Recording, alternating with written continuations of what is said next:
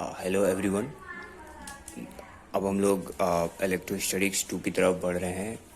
इससे पहले electrostatics 1 finish हुआ था। इस इलेक्ट्रोस्टैटिक्स के दूसरे पार्ट में यानी इलेक्ट्रोस्टैटिक्स 2 में हम लोग इलेक्ट्रिक फील्ड पढ़ेंगे। इलेक्ट्रिक फील्ड से रिलेटेड जो है हर एक चीज़ पढ़ेंगे। सबसे पहले जो पढ़ेंगे उसको हम लोग एक लिस्ट में बना लेते हैं। हम लोग क्या पढ़ने वाले हैं, हम लोग जो है इलेक्ट्रिक फील्ड के बारे में पढ़ने वाले हैं। इलेक्ट्रिक फील्ड के बारे में पढ़ने वाले हैं।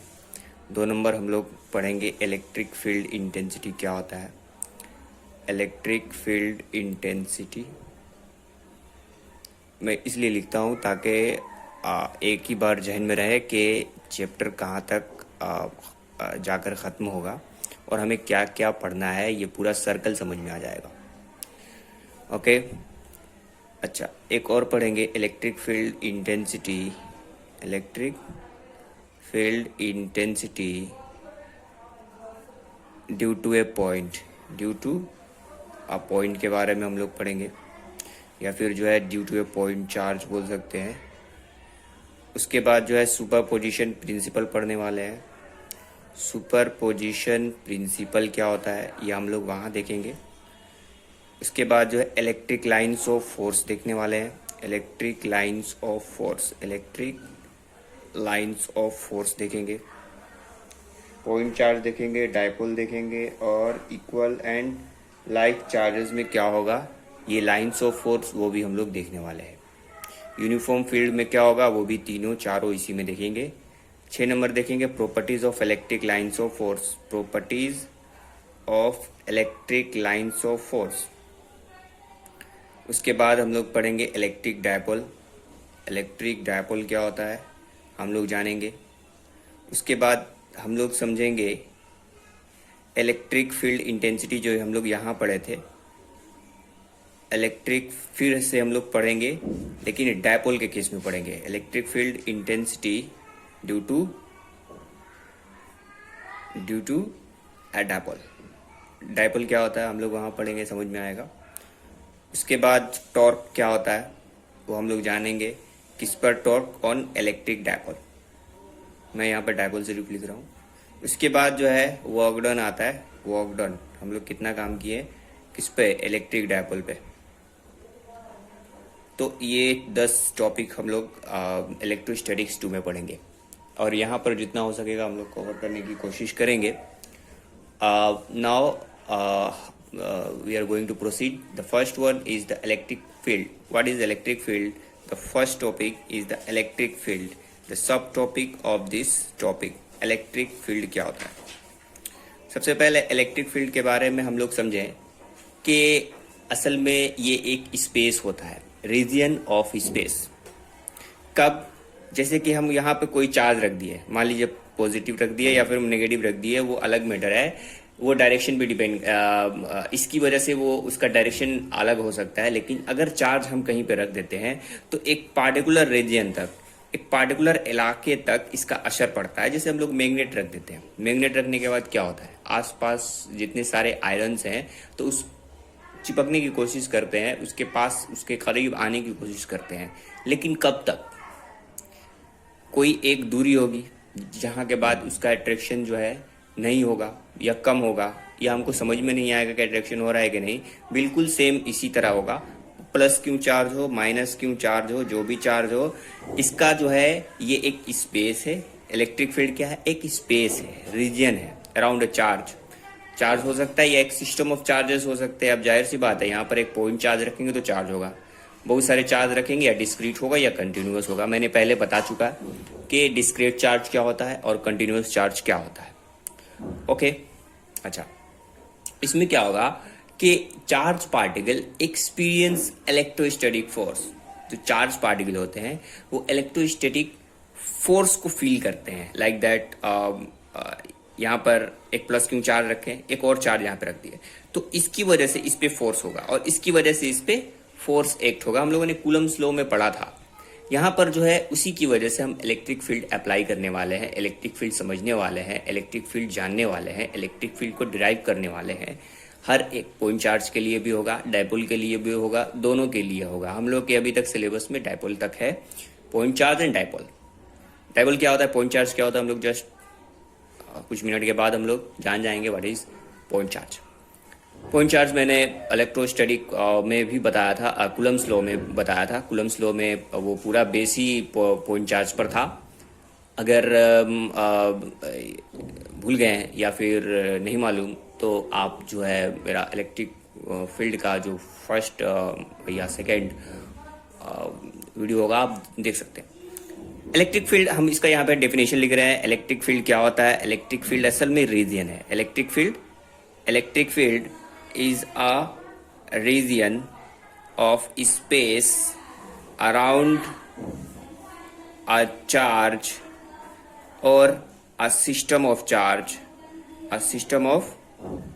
charges within which other charged particles experience electrostatic forces. ये इलेक्ट्रोस्टैटिक फोर्सेस एक्ट करते हैं। यहाँ पर कोई चार्ज रखा हुआ तो इसकी वजह से इलेक्ट्रोस्टैटिक फोर्स होगा।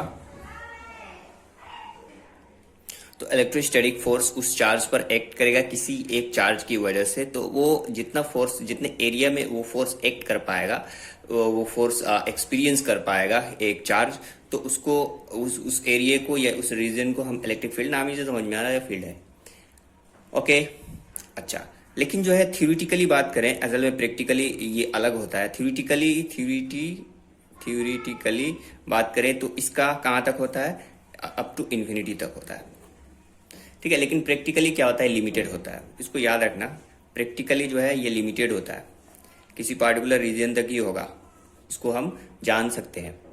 ओके, अच्छा। इलेक्ट्रिक फील्ड स्ट्रेंथ क्या होता है, इलेक्ट्रिक फील्ड इंटेंसिटी क्या होता है, ये हम लोग जानेंगे। इलेक्ट्रिक फील्ड इंटेंसिटी क्या होता है। इलेक्ट्रिक फील्ड समझ में आया, ये एक रीजन ऑफ स्पेस है जहां पर एक चार्ज की वजह से दूसरे चार्ज पर फोर्स एक्सपीरियंस करेगा वो चार्ज, तो उस रीजन तक हम लोग उसको इलेक्ट्रिक फील्ड, जहां तक रीजन होगा उसको इलेक्ट्रिक फील्ड कहेंगे। इलेक्ट्रिक फील्ड कोई ज्यादा टफ नहीं है, बस इतना ही है। Electric field intensity is region of space. Okay, electric field strength, ये तो हम लोगों ने एक टॉपिक को कवर कर लिया। नाउ सेकंड टॉपिक पे हम लोग प्रोसीड करने की कोशिश कर रहे हैं। इलेक्ट्रिक फील्ड इंटेंसिटी क्या होता है। इलेक्ट्रिक फील्ड इंटेंसिटी 2 नंबर में हम लोग जंप कर रहे हैं। इलेक्ट्रिक फील्ड इंटेंसिटी क्या होता है। इलेक्ट्रिक फील्ड स्ट्रेंथ, असल में इसको स्ट्रेंथ भी कहते हैं, इसको इंटेंसिटी भी कहते हैं। इंटेंसिटी भी बोला जाता है, इसको स्ट्रेंथ भी कहा जाता है। स्ट्रेंथ इसलिए कहते हैं, यहाँ पर थोड़ी देर में समझ में आ जाएगा स्ट्रेंथ क्या होता है। सबसे पहले हम लोग देखेंगे electric field strength at a point in an electric field is the electrostatic force per unit positive charge acting on vanishingly small positive test charge place at that point. शायद ना समझ में आया हो, इसमें हम लोग देखने की कोशिश करेंगे इलेक्ट्रिक फील्ड स्ट्रेंथ क्या होता है किसी भी पॉइंट पर। जाहिर सी बात है, इस इलेक्ट्रिक फील्ड में ही, उसके अंदर ही बात करेंगे, उसके बाहर में बात नहीं करेंगे। ये electric force per unit positive charge है। क्या है, इलेक्ट्रिक फील्ड स्ट्रेंथ क्या है, किसी भी पॉइंट पर फोर्स एक्ट होता है, कब, per unit charge. Electric field per unit, electric field नहीं, इलेक्ट्रोस्टैटिक फोर्स, क्या मैंने लिख दिया, इलेक्ट्रोस्टैटिक फोर्स। हम लोगों ने इलेक्ट्रोस्टैटिक फोर्स को डिराइव किया है, electrostatic force per unit charge.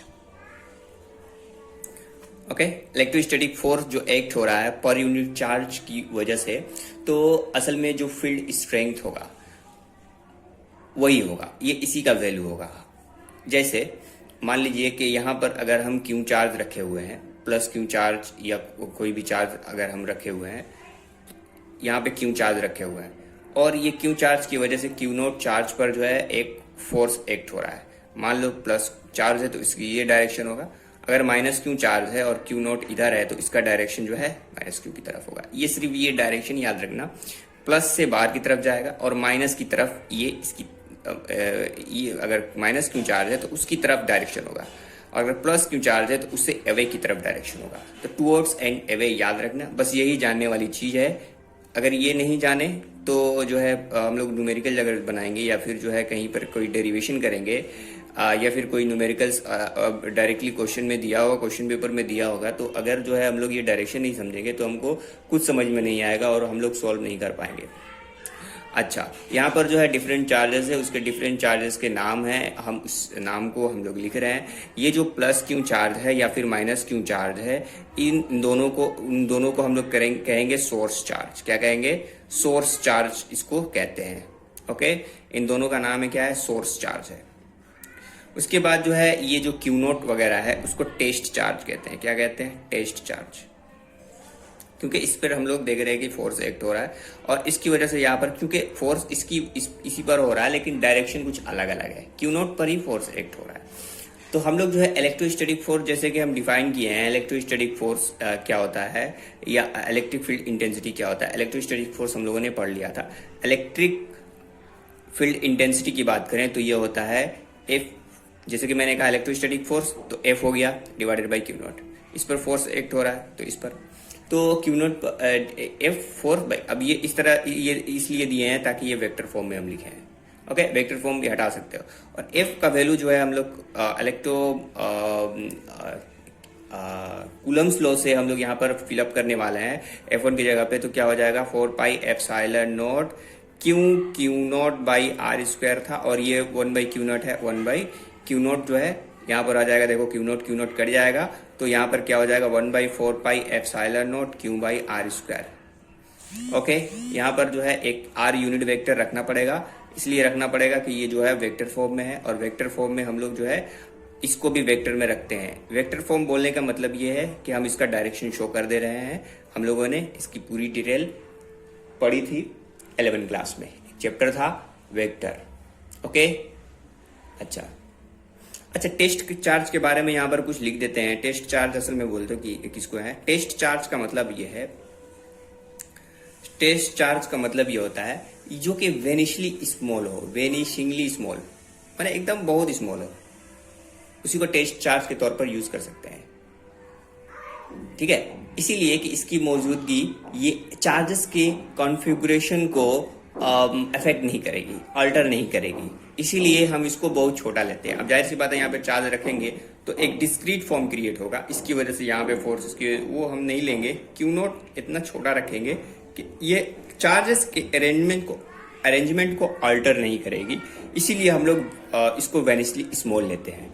अब जो है यहाँ पर जो हर एक लफ्ज कह रहा हूँ, अगर पूरी तरीके से इसको समझना, उसके डेप्थ में जाना है तो बस मेरे लफ्ज को समझिए। ये वेनिशिंगली स्मॉल का मतलब ये है कि इसको वेनिशिंगली स्मॉल इसलिए रखा गया है कि ये कॉन्फ़िगरेशंस ऑफ चार्जेस को अल्टर ना करे। ओके, अगर अल्टर कर देता है तो प्रॉब्लम हो जाता है, इसीलिए हम लोग वेरी स्मॉल रखते हैं। Now we are going to proceed on another सब टॉपिक।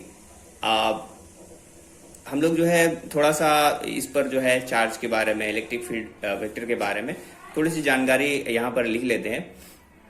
तो ये जो इलेक्ट्रिक फील्ड स्ट्रेंथ जो था, इलेक्ट्रिक फील्ड स्ट्रेंथ आप जानिए, electric field strength force, electrostatic force per unit positive charge, किस पे? Acting on a vanishingly small positive test charge placed at that point. मैंने इसका डेफिनेशन नहीं लिखा था, मैं इसका डेफिनेशन लिख दे रहा हूँ इलेक्ट्रिक फील्ड स्ट्रेंथ का, कि असल में ये क्या है? फोर्स।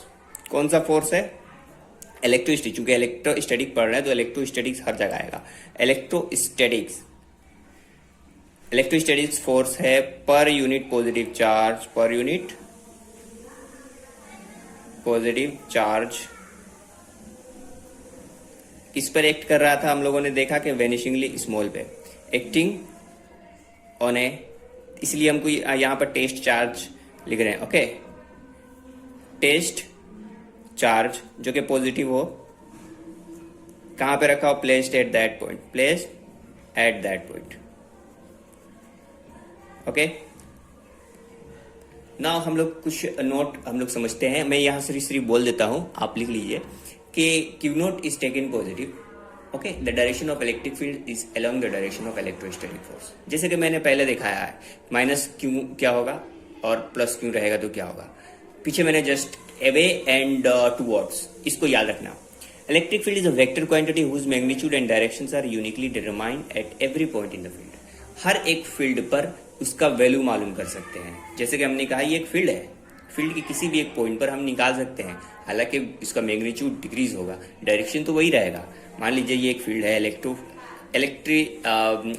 इलेक्ट्रिक फील्ड जिसके हम लोगों ने पढ़ा, और एक क्यू नोट चार्ज पर जो फोर्स एक्ट हो रहा है किसी भी चीज की वजह से, मान लीजिए यहाँ प्लस क्यू रखे हैं, इसकी वजह से यहाँ पर फोर्स एक्ट हो रहा है, तो ये वेनिशिंगली स्मॉल रखे हैं, नो प्रॉब्लम। यहाँ पर लेंगे, यहाँ पर लेंगे, हर एक पॉइंट पर हम लोग मालूम कर सकते हैं इलेक्ट्रिक फील्ड। असल में ये वेक्टर क्वांटिटी है, इसका मैग्नीट्यूड एंड डायरेक्शन जो है are uniquely determined at every point. हर एक पॉइंट पर हम लोग ई का वैल्यू जो है मालूम कर सकते हैं, और इसको हम लोग ई भी कहते हैं। ओके, अब इसका यूनिट क्या होगा? यूनिट हम लोग जानते हैं, यूनिट होगा न्यूटन पर कूलम। ठीक है, इसको ऐसे भी लिखते हैं, न्यूटन कूलम, दोनों एक ही है ना। Electric field due to a point charge, हम लोग थर्ड टॉपिक की तरफ जा रहे हैं। इलेक्ट्रिक फील्ड, देखो हम इलेक्ट्रिक फील्ड इस तरह से लिख रहे हैं। Okay, electric field intensity due to a point charge. एक पॉइंट चार्ज पर क्या असर पड़ेगा इलेक्ट्रिक फील्ड इंटेंसिटी का, ये हम लोग जानेंगे। सबसे पहले हम लोग देखते हैं कि force exerted on Q naught by Q. जैसे कि हम लोगों ने पहले देखा, फोर्स क्यू नॉट मैंने दिखाया था। ठीक है, तो मान लीजिए एक चार्ज जो है क्यू प्लस यहाँ पे रखा हुआ है, और यहाँ पर जो है क्यू नॉट एक दूसरा पॉजिटिव चार्ज ही रखा हुआ है, तो फोर्स इस पे एक्ट होगा, जाहिर सी बात है, तो इसका डायरेक्शन इस तरफ से होना चाहिए। अच्छा, तो इसका जो फोर्स हम लोग निकालेंगे, चूंकि कूलम्स लॉ से हम लोग जानते हैं। ओके, तो यहाँ पे लिखेंगे फोर्स एक्सर्टेड, क्योंकि हमको निकालना है, क्या निकाल, E due to a point charge. तो हम लोग एक पॉइंट चार्ज हम रख चुके हैं। ओके, पॉइंट चार्ज अगर हम रख चुके हैं तो इसकी वजह से हम लोगों को जो इलेक्ट्रिक फील्ड इंटेंसिटी है वो मालूम चल जाएगा हर एक पॉइंट पर। ठीक है, तो फोर्स एक्ट हो रहा है, फोर्स या इस अरेंजमेंट में, तो क्यू नॉट पर कितना फोर्स होगा? Force exerted on Q not, किसकी वजह से? By Q. तो कितना होगा? F इज इक्वल टू, हम लोग ये पढ़े हुए हैं, 1/4 pi epsilon naught q naught by r square, r unit vector, क्योंकि वेक्टर फॉर्म में रखें। अगर ये टर्म और एक्सप्रेशन नहीं समझ में आ रहा है तो आप लोगों को ये मेरी पहली वीडियो, दूसरी वीडियो, इससे पहले वाली जितनी वीडियो है आप लोग जाकर देखें, ताकि आपको समझ में आ जाए, अगर नहीं समझ में आ रहा है तो। ओके, हम जानते हैं कि इलेक्ट्रिक फील्ड स्ट्रेंथ क्या होता है। इलेक्ट्रिक फील्ड स्ट्रेंथ अगर इसको इस फॉर्म में आर वेक्टर के फॉर्म में लिख दें तो क्या हो जाएगा? F is equal to 1/4 pi epsilon naught. जैसे एक्सप्रेशन है ये आप लोग समझ रख सकते हैं, ये कुछ नहीं हम कर रहे हैं, सिर्फ एक्सप्रेशन हम दे रहे हैं। इसको हम लिख सकते हैं आर वेक्टर बाई आर। ठीक है, आर वेक्टर बाई आर, ये इसको हम ये लिख सकते हैं, इससे पहले भी मैंने बताया था, आर यूनिट वेक्टर को आर वेक्टर बाई आर लिख सकते हैं। तो इसको देखो आर क्यूब हो जाएगा, क्या हो जाएगा? 1/4 pi epsilon naught q naught by r cube r vector. Okay, और now the electric field intensity at due to a point charge is equal to हम लोग देखेंगे F by q naught. Okay, F by q naught होगा। अब देखो Q not cut जाएगा तो मेरा क्या बचेगा? मैं डायरेक्टली यहाँ पर लिख दे रहा हूँ 1/4 pi epsilon naught q by r cube r vector. तो ई का ये वैल्यू हो गया। इसको समझने की सख्त जरूरत है और इसको याद भी रखिएगा। अगर जो है आप यूनिट वेक्टर में लिखना चाह रहे हैं, ये एक वेक्टर नहीं शो करना चाह रहे हैं, वेरी गुड, आप कीजिए 1/4 पाई एप्सिलॉन नॉट लिख लीजिए, क्यू बाई आर स्क्वायर लिख दीजिए और आर यूनिट वेक्टर लिख दीजिए। आप जिसको चाहे उसको लिख सकते हैं। मैंने कहा आर यूनिट वेक्टर को इस फॉर्म में लिखेंगे तो आर का एक वैल्यू कम हो जाएगा। ओके, नाउ तो ये इसका डायरेक्शन इस तरफ था, मैंने बताया। क्यू नॉट पर क्यू की वजह से चार्ज कितना पड़ेगा, तो मैंने electric field intensity at the point force exerted on Q not मैंने दिखाया, इलेक्ट्रिक फील्ड स्ट्रेंथ मैंने बता दिया। उसके बाद जो है ये क्यू नॉट वेरी स्मॉल मैंने ये भी बताया। उसके बाद जो है अगर हम देखेंगे तो ग्राफ इसका प्लॉट कर लेते हैं। ये ग्राफ जो है एग्जाम में जो है पूछता है, कौन सा बोलेगा? Draw E versus r square graph. अब जाहिर सी बात है ये दोनों एक दूसरे के इनवर्सली प्रोपोर्शनल है, मतलब कि अगर आप ड्रॉ कर दिए आप लिख सकते हैं ये इनवर्सली रिलेशन है। इनवर्सली रिलेशन का ग्राफ कैसे होता है? जाहिर सी बात है इनवर्सली रिलेशन का ग्राफ ऐसे होता है, 10 क्लास में बोयल्स लॉ, चार्ल्स लॉ आप लोगों ने देखा होगा, ग्राफ इसी तरह होता है, ठीक है। तो एग्जाम में पूछता भी है इसका ग्राफ कैसे होता है। ओके, इलेक्ट्रिक फील्ड जो है इसमें नोट करके मैं लिख रहा हूं, पॉइंट करके एक एक पॉइंट मेरा जहन में रखिएगा। इलेक्ट्रिक फील्ड जो है, ये इलेक्ट्रिक फील्ड जो है वो क्या है, due to a point charge, due to a point charge इसमें क्या प्रॉपर्टी रहता है, due to a point charge है स्फेरिकल सिमेट्री। देखिए यहाँ पर हर जगह आप मालूम कर सकते हैं, यहाँ पे है एक बॉल की तरह है, अब किसी भी पॉइंट पर आप जो है ई का वैल्यू निकाल सकते हैं, इलेक्ट्रिक फील्ड इंटेंसिटी निकाल सकते हैं due two point charge. Spherical symmetry है, ये भी एक बार क्वेश्चन पूछा था, स्फेरिकल सिमेट्री है कि नहीं, या फिर बहुत सारा ऑप्शन दिया हुआ था। ओके, और जैसे मैंने ये पहले बता दिया, एक बार फिर मैं बता रहा हूं, अगर क्यू का वैल्यू अगर वेरी ग्रेटर देन जीरो है, अगर क्यू का वैल्यू ग्रेटर देन जीरो है तो क्या होगा कि ये रेडिकली आउटवर्ड, ई का जो वैल्यू होता है फील्ड क्या होगा, आउटवर्ड होगा, आउटवर्ड होगा। अगर जो है Q is less than zero होगा तो ई का वैल्यू क्या होगा, इनवर्ड होगा। ओके, नेगेटिव होगा अंदर की तरफ, नहीं तो ये बाहर की तरफ जाएगा, ठीक है। नाउ हम लोग जो है नेक्स्ट वीडियो में हम लोग जानेंगे कि इसके कोऑर्डिनेशंस कैसे होंगे और कोऑर्डिनेशन क्या होते हैं, इसके बारे में हम लोग समझेंगे। और उसके बाद सुपरपोजिशन प्रिंसिपल क्या होता है, ये कभी कभी पूछ लेता, बहुत कम पूछता है सिंपल सुपरपोजिशन, लेकिन फिर भी हम लोग जानने की कोशिश करेंगे। यहाँ तक देखने के लिए थैंक यू।